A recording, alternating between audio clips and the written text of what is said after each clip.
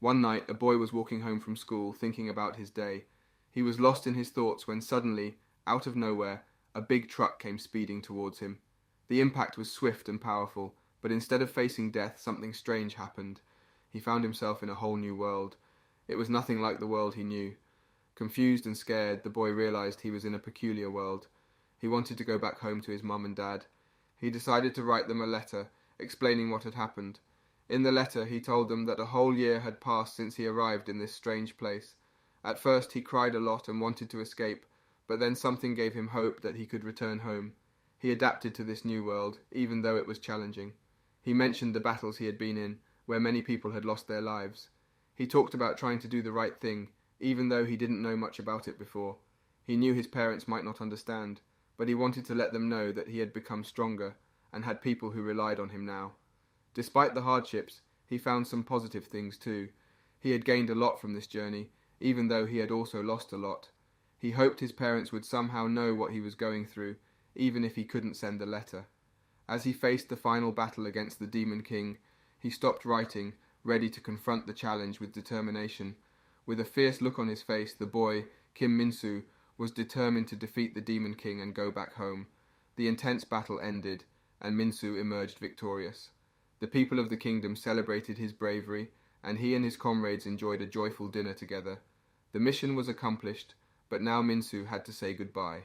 After spending a year with his comrades, he realized he had a choice to stay, but he missed his family and friends dearly. So, he decided it was time to return home.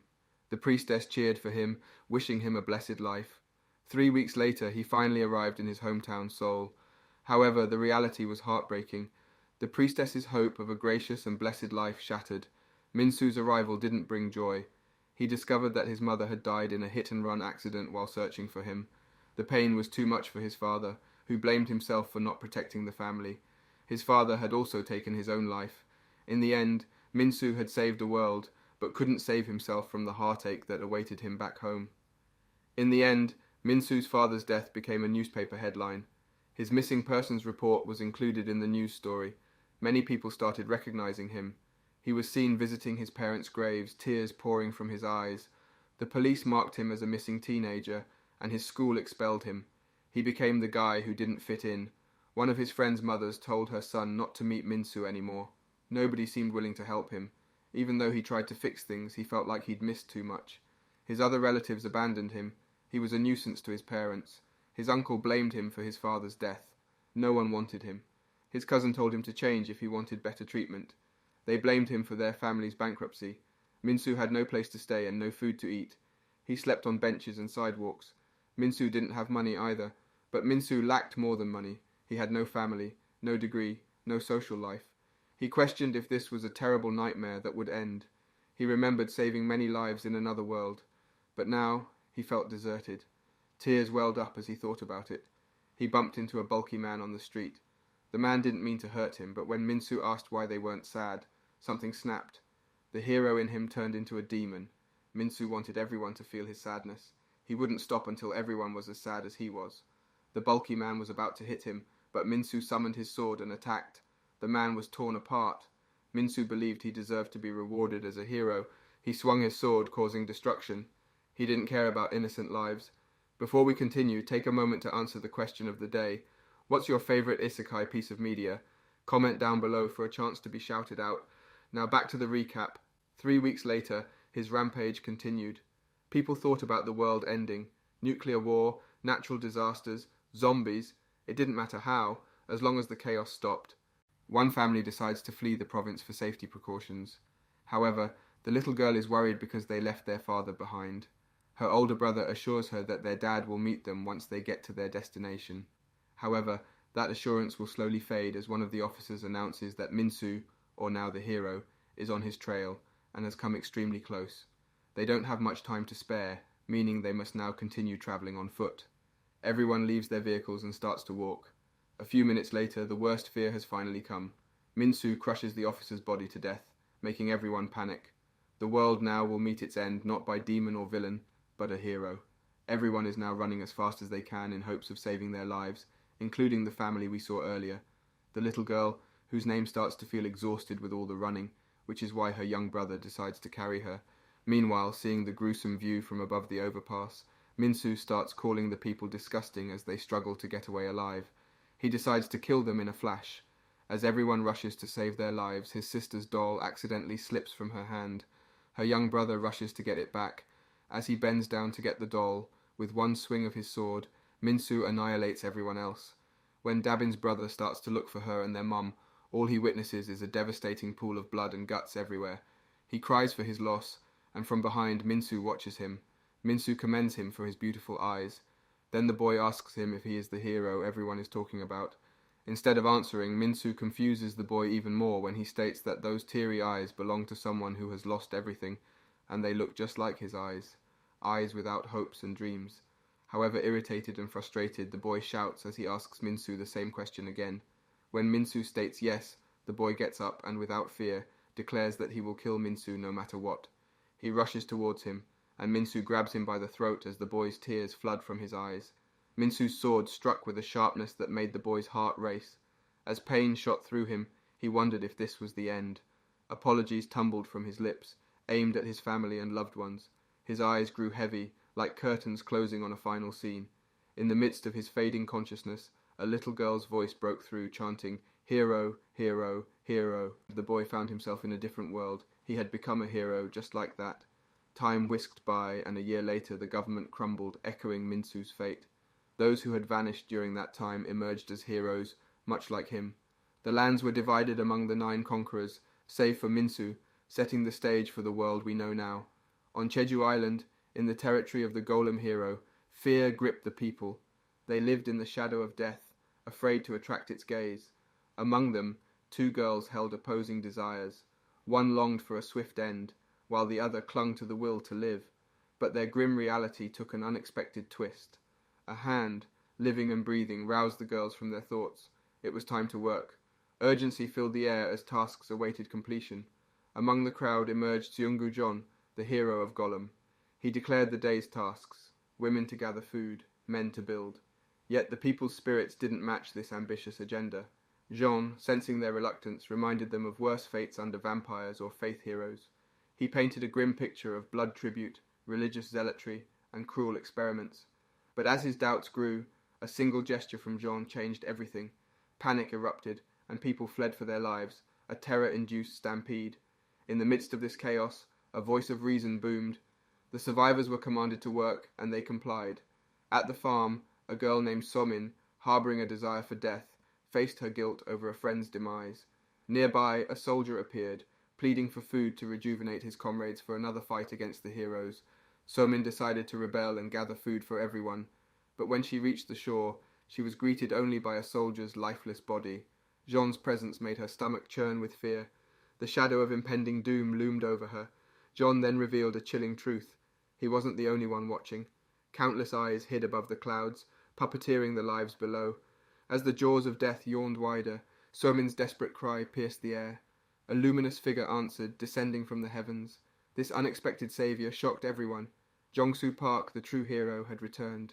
Jong-soo Park urged Somin to explain, his voice cold and resolute. Learning that John was part of the malevolent sword heroes group ignited a fire in Jong-soo Park's heart. He charged forward, annihilating golems in his path. Finally facing John, Jong-soo Park unleashed fury upon him. Limbs fell like sacrifices to justice. Jong-soo Park demanded answers, but John seized the chance to escape, his golems whisking him away. A flashback unveiled John's past, abandoned and embittered.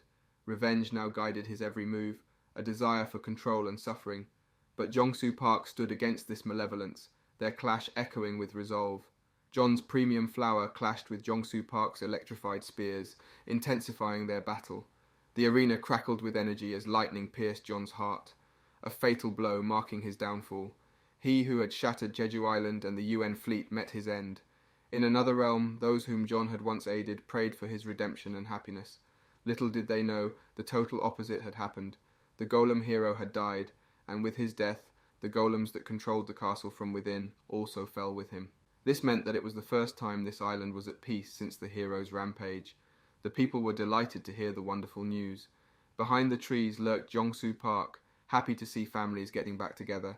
But as he remembered those moments with his own family, envy crept in for others' happiness. Then, A subtle rattling sound caught Jong-soo Park's attention. It was just Somin passing by. Jong-soo Park asked her why she was hiding in the bushes. She explained that everyone wanted to know who had slain the golem hero, and she wanted him to go with her. But Jong-soo Park disagreed, saying that a hero killing another hero would just revive people's fear. He added that he didn't care about gaining fame, showing his kindness. This made Somin smile, moved by Jong-soo Park's character. Jong-soo Park told her they'd never see each other again, but she persisted. She asked if Jong-soo Park planned to kill all the heroes. He firmly answered yes, especially the sword heroes' allies. Somin offered to help, driven by revenge. Jong-soo Park remained skeptical. Despite knowing she might be considered a burden, she begged to join. She'd guide him and provide everything he needed. Jong-soo Park asked why, and she explained her sorrow for her lost family, anger towards the evil heroes, and concern for the world. She needed his guidance. While everyone relished their newfound freedom, Jong-soo Park and Somin formed an unexpected partnership.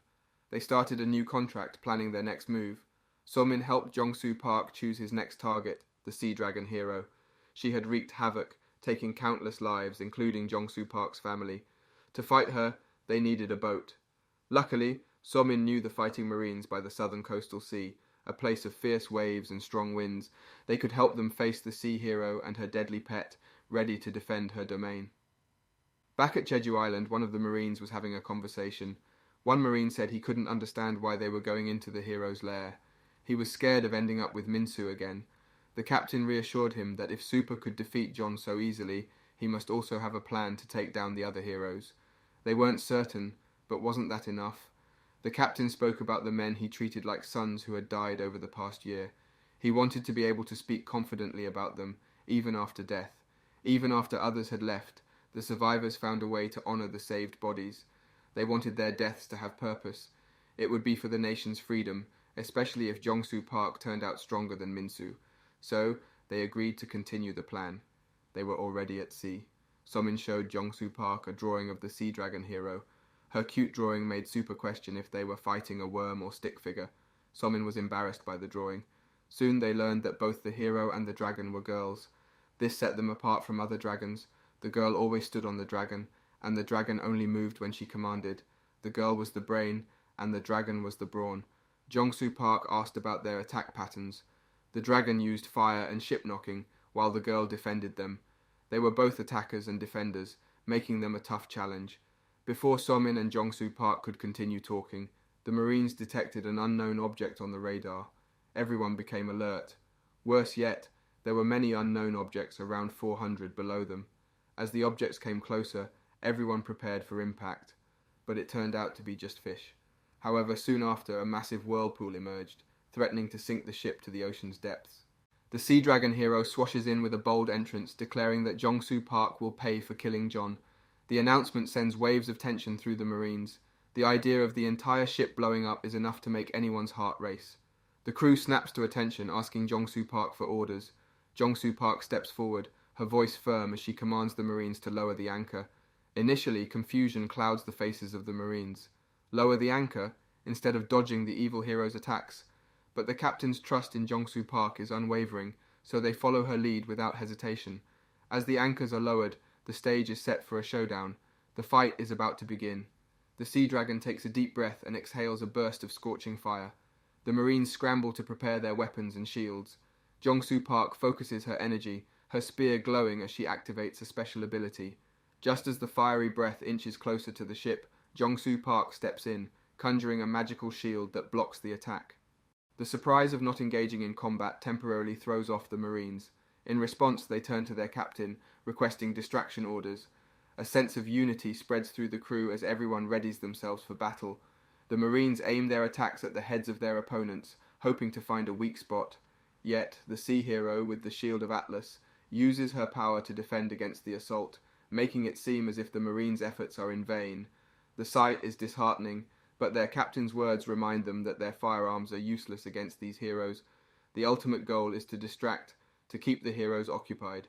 With renewed determination, the Marines continue their relentless assault. Amidst the chaos, Jong-soo Park notices a crucial detail.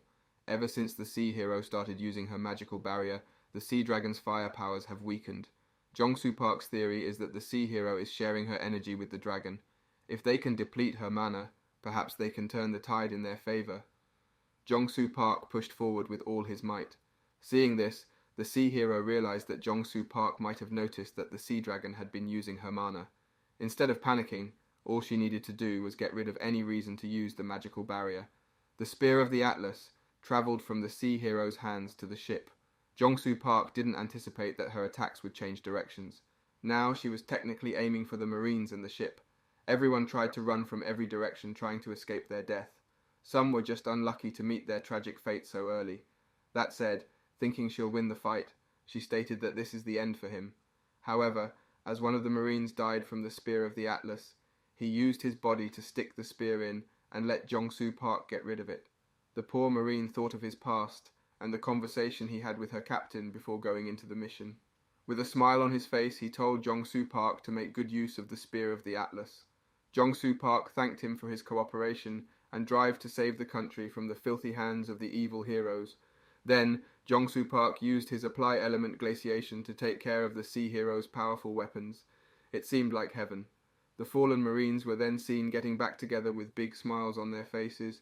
At least throughout the time that the world needed them the most, they didn't run, but instead stood still with their heads held high, doing their best for their duty. A flashback occurred, and the calm city deep in the blue sea appeared. Hundreds and thousands of underwater species swam and lived freely. The place was called Atlas, the world of sea dragons. This wonderful place was where the sea hero was taken when she went missing. As she arrived at the Water Kingdom, the scene shifted to a city where colourful fish darted among coral reefs and schools of dolphins played. The world was vibrant and full of life. She arrived in the new land and the people greeted her like a hero, showing her lots of respect. Then, this guy who looked like a Greek god, who I think is the sea dragon, comes in. He talks about how things are calmer now since her first visit. He tells her about the only way she can go back home, by doing all the things a hero should.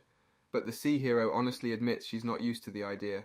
She seems more innocent here, quite different from when she was angry before. Anyway, that blue-haired guy comforts her, saying she'll get used to it over time. Then he gives her something curious. It's a spirit that's been passed down through many generations. It's for the chosen one who becomes the hero of the sea dragons. And guess what? The sea hero is that chosen one. The spirit comes with a special spear that's really important. It means she has to protect the kingdom, especially the sea dragon. And in return, the sea dragon will protect her from anything that tries to stop her from defeating the demon king. Now back to the fight. The sea hero remembers her past with the spirit that's now with Jong-soo Park, and it makes her mad. She yells at him, saying the spear isn't just any old spear, but this guy, Jong-soo Park, talks back, saying he'll return it into her empty skull. Then, Jong-soo Park does this frozen spear technique, freezing the monster. The sea hero tries to protect the dragon with her magical barrier, but Jong-soo Park destroys it easily. And then, Jong-soo Park cuts through the sea dragon and the sea hero with his powerful spear, killing them instantly. On a kinder note, the two villains, who loved each other, stayed together even after their deaths. It turns out the sea dragon and the sea hero had a romantic relationship too. The sea dragon decides to be with the sea hero after they beat the demon king, but his human body can't handle the human world, so he turns back into a dragon. They choose to live on an island where nobody can see them. Eventually, on a ferry, the sea dragon can't hold back anymore, so he transforms into his dragon form. After the Southern Sea Fury incident, the government branded them as terrorists like Minsu. That's how they became villains and objects of conquest. But all along they stood together, loving and protecting each other. Even in their painful deaths, their bond never wavered. Meanwhile, in the city, Minsu was approached by a man. The news he carried was heavy. The hero of golems and sea dragons had fallen to the new hero. This brought new hope to the people and signaled the impending end of the eternal sadness Minsu Kim had created. The man urged Minsu to rise and take action. Responding to the call, Minsu rallied, knowing that a decisive moment was at hand. In the parallel world where Jong-soo Park had been transported, the girl who had welcomed him recognized that Jong-soo had already begun his quest for revenge. To repay the debt they owed him, she summoned the blacksmiths to mend countless spears. Amidst her actions, a tinge of sadness lingered. Jong-soo Park hadn't shown much interest in saving their world. Among all the generations of heroes of spears, Jong-soo Park had driven himself the hardest in the other world. He trained ceaselessly, day and night, fueled by the desire to avenge his family's death. He blamed his own weakness for their loss. His dedication was unwavering. He fulfilled his duties without doubt or hesitation. One day, armed with only a spear, Jong-soo Park faced a horde of goblins. He methodically slashed each limb, driven by an intense eagerness to grow stronger. His comrades grew worried. He was venturing too deep into danger. Their concerns proved valid when a massive goblin struck him from behind with a hefty bat. However, just by remembering Minsu, the rage inside him ignites once more. As a result, the poor goblins meet their death in a flash. Just die, he says, while stabbing the giant goblin's jugular vein. But even with this victory, he still hallucinates the images of his dead family members. That's why, instead of a hero, he acted like a sinner or a revenge spirit. One night, after a long intense fight, the girl offers to help Jong-soo Park by putting on some ointment on his wounds. She then respectfully asks why Jong-soo Park equally wants to kill the Demon King and return back home if he hasn't had any family yet. Jong-soo Park then explains that he wants to kill someone stronger than him when he returns. The girl couldn't possibly believe that someone was stronger than Jong-soo Park. She also reminds him that even if he gets his revenge, using his body is just wrong. However, Jong-soo Park knows that Minsu is indeed stronger than him in any way possible. That's why his goal is to become stronger than him and tear Minsu limb by limb. He already has come up with some gruesome ways to torture Minsu, like slashing through his skin daily like sashimi, then feeding Minsu with his own skin. Jong-soo Park will make him suffer for all those people he has killed, as slowly and painfully as possible. Hearing this made the girl realize that Jong-soo Park was seriously twisted up inside. On the day that Jong-soo had already defeated the Demon King, everyone was shocked when he used the Elixir of Miracles to bring the Demon King's energy back up. He did this to fight the Demon King once again in order for him to gain more strength. As this keeps going on, even the Demon King begs him to kill him once and for all. Already his comrades, especially the girl, ask him to stay humane and don't cross the line further down than he already has. That said, inside the girl's mind as she remembers all of these, she wishes that even after Jong-soo Park completes his revenge, she hopes that he'll not become a monster. Back in the real world, Jong-soo Park's thoughts are filled with Minsu's image in his head. Minsu tells him that he's not a savior or the hero of the story. He's just someone who's nothing to the people. However, these thoughts don't matter to Jong-soo Park, as he is more than satisfied by just being Minsu's murderer. After defeating the sea hero, Jong-soo Park goes back to the deck and asks So-min if there are any survivors. Unfortunately, it seems like all the ship's passengers are already dead. Except for a few men without the soldiers, they can't go back to the shore without help. So-min asks if Jong-soo Park can make something to guide them back, but it seems like So-min's words annoy Jong-soo Park a little. He even says that if she's a guide, shouldn't she know how to steer the ship? So-min tries to explain, but as Jong-soo Park starts to leave, So-min tells her he thought she'd be better since he chose her. Before leaving her sight, So-min asks Jong-soo Park what she should do. Jong-soo Park says she just needs a break. She takes it personally and looks for the ship's manual. She wants to prove herself to Jong-soo Park by steering the ship on her own. This way she can show she's capable. Meanwhile, So-min hears someone in the hallway and checks. She thinks Jong-soo Park has fallen asleep, but she's surprised to see him carrying dead bodies in the middle of the night. Jong-soo Park is giving the fallen soldiers a respectful funeral as they remind him of his father, who was in the Navy too. Jong-soo Park apologizes for not sending them back to their families and for this final send-off. Tears fall down as he says sorry, and he prays for the fallen soldiers. So-min also says her prayers in secret. In a world where life and death blur, the boy and girl show their respects to those who passed before them. It's like the world is watching them, and they send a message from the heavens. A helicopter with the South Korean Reconstruction Government team leader of the Heroes Division, Choi Jong-guk, came to pick up Jong-soo Park, the hero of revolt. The mission to save the world had begun. Mr. Choi introduced himself, and So-min shared something about the organization Mr. Choi was a part of. It seemed this organization was made up of government officials and soldiers aiming to rebel against heroes using their tactics. Hearing this, Jong-soo Park realized they might want him to join their team. As they boarded the helicopter, Jong-soo Park questioned whether guns would actually work against a hero. This sparked a heated conversation, almost leading to a disaster when Mr. Choi got really upset. Mr. Choi had plans to take them somewhere, and after some time they reached a secret location. With their hands tied and blindfolded, they were brought to this mysterious place for interrogation. Meanwhile, a drone spotted them from above, alerting someone behind a screen who cursed at finding the rats. Before we continue, let's take a moment to shout out at Amantadv 1592, who commented, "Wonderful explanation on our auto hunting video, thanks for commenting." As they entered a building, Jong-soo Park analysed the situation and calculated that he could defeat the soldiers in just 3 seconds. Growing frustrated, he considered escaping. However, So-min stopped him, reminding him that the soldiers were scared and probably not dangerous. She pointed out that they shared common enemies with the organization and should build trust. In the interrogation room, So-min went in first. Mr. Choi questioned her about Jong-soo Park's character. She explained every detail, describing Jong-soo Park as a good person with the same goals as the organization. She suggested that joining forces to defeat other evil monsters would be beneficial. Hearing all this made Mr. Choi realize that Jong-soo Park might have been doing all of this for revenge. However, having the same objective doesn't mean they'll be instant allies.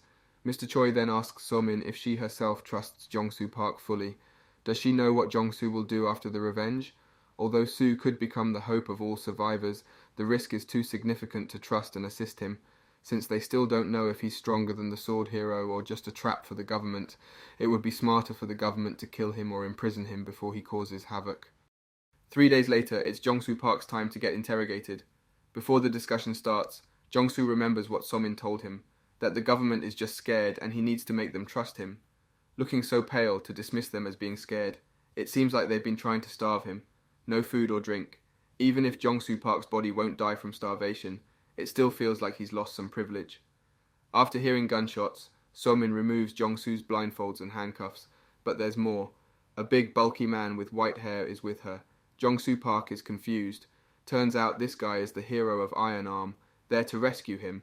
However, Jong-soo Park isn't buying it. He calls for a spear and is about to fight the Iron Arm hero. So-min tries to stop him, but before she can, it seems like Jong-soo Park is angry at So-min for easily trusting someone like the Iron Arm hero. It looks like So-min is already blinded by the rage and revenge. She wants to take on other heroes. Jong-soo Park never doubted that So-min shared the same goal as he did. That's why he trusted her so much. But then, Jong-soo Park told So-min to go away, warning her of the danger she faced. Just then, out of nowhere, Mr. Choi appeared, surprising Jong-soo Park with the news that he had passed a test.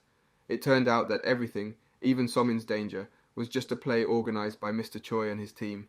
They wanted to see if Jong-soo was a true hero or just someone with bad plans.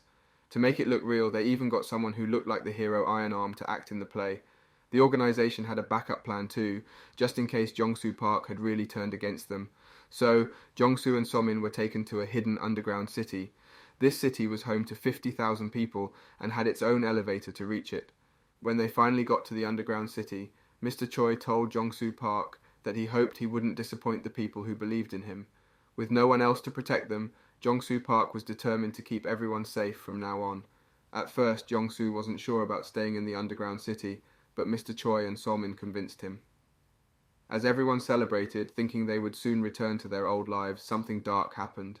All 7 of the other heroes who were still alive suddenly appeared in the peaceful city. The vampire hero, the hero of faith, the hero of magic, the hero of martial arts, the hero of reformation, and of course the hero of swords, Min-soo arrived. The fight then starts. Mr. Choi tries to go based on their trained operation, but his people are now hypnotized by the faith warrior. He tries to contact his other men to protect Jong-soo Park at all costs. However, even the soldiers didn't escape the gruesome death that the heroes gave upon them. In total, 13,700 people are dead already within just 3 minutes and 17 seconds, and the once peaceful city is now at the hands of the heroes once more. Now it's up to Jong-soo Park to defeat them all and protect the people. Was it you who broke the chain of misery? Min-soo asks Jong-soo Park emotionless. On the other side, Jong-soo Park is already in a rage just seeing Min-soo's face, as he thinks that the bastard who killed his family is standing right before his eyes. The anger inside him is slowly overflowing without a second thought as he initially planned. Jong-soo Park now fully decided that he would kill Min-soo once and for all. He calls all the magical spears that he has, from the magical shield spear and style to the ice spear vastness. Meanwhile, Min-soo is also seen preparing his gears, the holy demon attack system, for the fight. As Min-soo and Jong-soo Park start to fight, even the other evil heroes stop interfering because they are scared to get involved. When Jong-soo Park almost had Min-soo right in his palms, Min-soo saw some hint of hope in Jong-soo's eyes, which caused him to burst out of rage, making Jong-soo Park almost die once more. Thinking of it makes Jong-soo Park so angry that, looking above the sky, he utters the words that he will surely kill Min-soo no matter what. On the other hand, Min-soo is also struggling with all the fighting.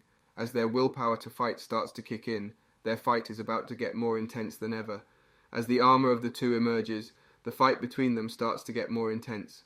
One hit after another, both of them are struggling to cope with each other's strength. Meanwhile, on the sides of the rubble, the citizens of the city watch the scene. The hero of sword, Kim Min-soo, whose very presence meant the opponent's imminent end, or struggling, one man was fighting off sorrow with his entire being. Seeing this made everyone have hope that maybe this time they'll be able to win against evil. Mr. Choi then states that their last resort is fighting the battle of a lifetime against the hero of sword. That said, he orders his men to distract the other heroes as much as possible, giving Jong-soo Park some time to fight against the hero of sword without thinking of the other heroes that might attack him from behind. The weak have decided to fight again with all rage and eagerness in their eyes. Mr. Choi, together with his men, is able to counter a weird-looking monster. However, instead of getting scared, they face the monster head-on. On the other hand, the hero of the Iron Arm is seen finishing killing all the people in the area. He himself has also taken notice that it's taking longer than he had initially thought as he tried to step in.